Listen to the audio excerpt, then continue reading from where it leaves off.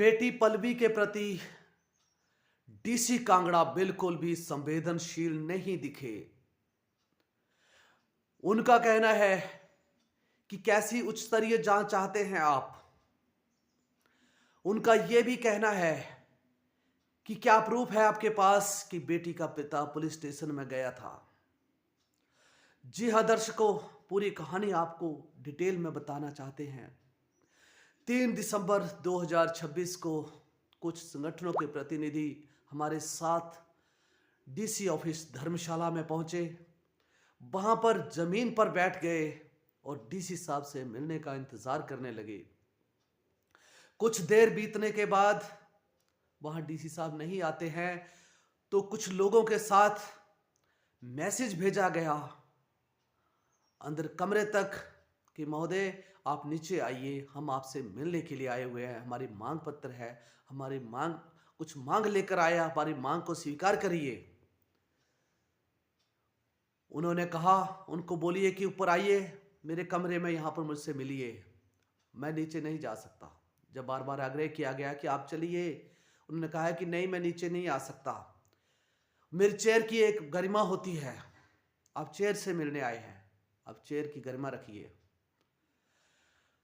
आपको ऊपर आना होगा, लेकिन मैं नीचे नहीं आ सकता। उसके बाद जो लोग कार्यकर्ता वहां गए थे उन्होंने कहा कि महोदय ये लोग उच्च स्तरीय जांच की मांग कर रहे हैं, ये लोग मांग कर रहे हैं कि वहां पर बेटी का पिता गया था थाने में और उसे एफआईआर दर्ज नहीं हुई।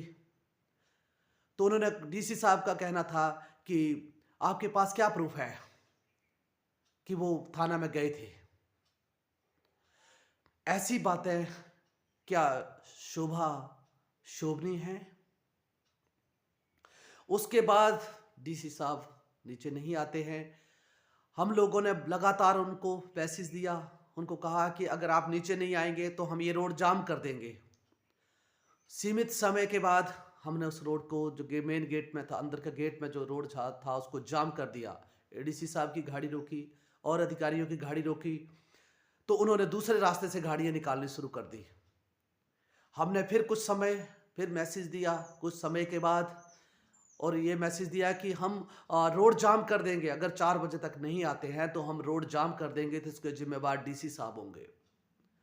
लेकिन डीसी साहब फिर भी नहीं आए तो 4 बजे जाकर संगठनों के द्वारा जो है, लोगों के द्वारा जो है वो रोड जाम कर दिया गया। कुछ समय के बाद फिर भी डीसी साहब संवेदनशील नजर नहीं आए। वो इंतजार कर रहे थे कि कब 15 मिनट होते हैं, कब इनके ऊपर पर्चा बनाते हैं। दर्शकों, हम इतने बेवकूफ नहीं हैं, हमें पता है कानून क्या चीज है, कहां पर कौन कौन सी धाराएं लगेगी, कौन सा क्या कर सकते हैं ये लोग। ये चाहते थे कि हम इनके ऊपर पर्चा ठोके, इनको जेल के अंदर ठोके, लेकिन ऐसा हमने नहीं होने दिया, ना ही तो ऐसा कोई कानून का उल्लंघन किया। हमने वहां से 10-12 मिनट से पहले ही वहां से हमने रोड जाम किया और उसके बाद हम खुद पीछे हट गए। पुलिस वहां पर पहुंची लेकिन प्रशासनिक अधिकारी वहां कोई नहीं था। आप समझ सकते हैं कि क्या साजिश चल रही है। हम ये नहीं कह रहे कि डीसी साहब की साजिश है, ये किसकी साजिश है आप ये समझ सकते हैं। आपको विचार करना होगा इसके ऊपर। जब हम खुद कार्यकर्ता हमारे वहां साइड में आ गए, जब उसके बाद जो है फिर हम लोगों ने वहां डीसी ऑफिस का मेन गेट जाम कर दिया। वहां से भी आम जनता को परेशान नहीं किया गया, आम स्टाफ को परेशान नहीं किया गया, उनकी गाड़ियों को निकलने दिया गया, सिर्फ उच्च अधिकारियों की गाड़ियों को रोका गया। तब जाकर वहां पर एसडीएम साहब आए, तब जाकर उसके बाद जो है एडीसी मैम वहां पर आई, तब उन्होंने हमारा पक्ष रखने के लिए हमें कहा गया कि आप मेरे साथ चलिए, मैं आपको डीसी साहब से मिलाती हूं।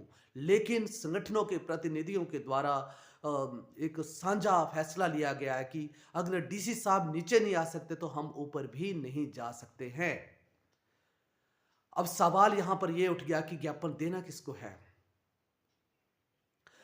मैम ने बार बार कहा कि चलो आप, मैं आपको डीसी साहब से मिलाती हूं, आप बात करिए उनसे। लेकिन संगठनों के प्रतिनिधि जो थे वो भी अड़ गए, अगर डीसी साहब नीचे नहीं आएंगे तो हम भी ऊपर नहीं जाएंगे। तो मैम ने कहा कि मेरे पास इतनी पावर नहीं है कि मैं डीसी साहब को ऑर्डर करूं कि आप नीचे आइए। मैं तो आग्रह कर सकती हूँ, मैसेज दे सकती हूँ, पर उन्होंने आपको बुलाया है तो आप प्लीज चलिए। लास्ट में प्रतिनिधियों ने, जो संगठनों के प्रतिनिधि थे, उन्होंने फैसला लिया या तो ज्ञापन मैम को दे देते हैं यहीं पे। तो मैम को ज्ञापन देने का आग्रह किया गया, तो मैम ने ज्ञापन लेने से मना किया कि मैं ज्ञापन नहीं ले सकती। आप डीसी साहब को ज्ञापन देना चाहते हैं तो प्लीज आप ऊपर चलिए, मैं आपके साथ हूं, और डीसी साहब को ज्ञापन दीजिए, आप खुद दे दीजिए। उसके बाद संगठनों ने फिर निर्णय लिया कि अगर अगर मैम एक्सेप्ट नहीं कर रहे हैं ज्ञापन पत्र को, तो हम ज्ञापन पत्र किसी को भी नहीं देंगे। अगर ज्ञापन पत्र जो हमारा मांग पत्र है, अगर उसको एसडीएम साहब एक्सेप्ट कर लेंगे तो एसडीएम साहब को भी दे सकते हैं हम। अगर कोई तहसीलदार आ जाएगा उसको भी दे देंगे। अगर नहीं आएगा तो हम ये मांग पत्र नहीं देंगे और यहाँ से वापस चले जाएंगे। उसके बाद जो है हम पूरे दल बल के साथ आएंगे, चक्का जाम करेंगे, रोड जाम करेंगे, तब तो ये हमारी सुनाई करेंगे, तब तो बेटी को इंसाफ मिलेगा। उसके बाद मैम को ये अपना निर्णय सुनाया। मैम ने फिर कहा कि मैं इस कंडीशन पर आपसे ज्ञापन पत्र, मांग पत्र नहीं ले सकती। अगर आप बिना कंडीशन के अगर देते हैं तो कोई दिक्कत नहीं, मैं डीसी साहब तक ये मैसेज पहुंचा दूंगी और उन तक मैं ये मांग पत्र आपका पहुंचा दूंगी। फिर उसके बाद बिना कंडीशन के एडीसी मैम को ज्ञापन सौंपा गया और लास्ट में उनसे एक आग्रह किया गया कि मैम, हम फिर भी आपसे एक रिक्वेस्ट करते हैं, डीसी साहब को मैसेज दीजिए कि महोदय उच्च स्तरीय जांच करवाइए, दोषियों को जेल की सलाखों के पीछे डालिए, उन पर कानूनी कार्रवाई होनी चाहिए। ये हम आपसे मांग करते हैं। हमें मत मजबूर करना सड़कों पर उतरने के लिए, हमें मत मजबूर करना सफाई व्यवस्था ठप करने के लिए, हमें लॉ एंड ऑर्डर का उल्लंघन करने के लिए मत मजबूर करना। सो दर्शकों, ये सब सारी घटना 3 दिसंबर को धर्मशाला में घटी। इस घटना को सुनकर आपको क्या लगता है? क्या आपका घरों में बैठना उचित है? ये आपको विचार करना होगा। आइए, कंधे से कंधा मिलाइए, बेटी को इंसाफ दिलाने के लिए आगे आइए।